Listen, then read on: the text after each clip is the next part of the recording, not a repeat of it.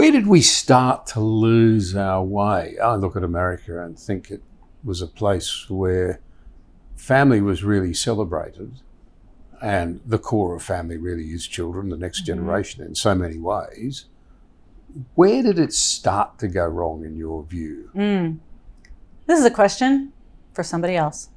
I'm not the philosopher. I'm not one of the people that you interview that have a good grasp on like the first principles, like the deep roots for a lot of these issues. If I had to guess, I would say it would be individualism gone wild. It would be the sexual revolution that elevated sex above everything else. It would be, I would say, the fact that we've lived such easy lives materially that any level of discomfort seems to be an offense to the God of self. To me, the whole American project has seemed to, I'm not saying everybody, but overall devolved into the exaltation of self above all else. Our own sexual drive, our own desire for safety and comfort, our desire for stuff when we want it, how we want it, regardless of the cost. I think that this actually it characterizes progressivism in this country, maybe across the West, which is the exaltation of the self, the adult self. And that is God. And everything else needs to bow down to that expression, that sexual expressionism, that identity, that desire for comfort, that desire for safety. And, we saw it in the COVID pandemic. I wrote about that in the introduction of the book, that nowhere did we see more clearly the next generation of children being forced to sacrifice for adult safety, adult comfort.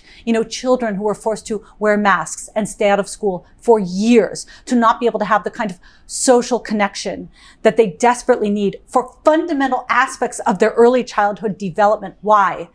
Because adults needed to stay safe. Teachers needed to protect grandma, even though we knew that children early on were not vectors of transmission for COVID, even though we knew that it was not a threat to them overall unless they had some other underlying diagnosis. We forced kids to be human shields for adult comfort and adult safety. It's an injustice. So where did it start? I don't know where it started, but where it is now is the exaltation of adult self. And when that is the top, when that is the pinnacle, when adult self is the God, of course, children are going to be the sacrifice. Everything else is going to be the sacrifice. But of course, you're going to sacrifice the demographic that can't vote, that can't fight back, that doesn't write books, that can't author chapters, that can't submit amicus briefs, the ones that simply have to go along with whatever the adults in their world are doing because they have no alternative. So what I'm hoping to do is simply say, we kind of need allies, genuine allies. Children are the genuine victims of our bad policy and our bad personal decision. So you want to do allyship?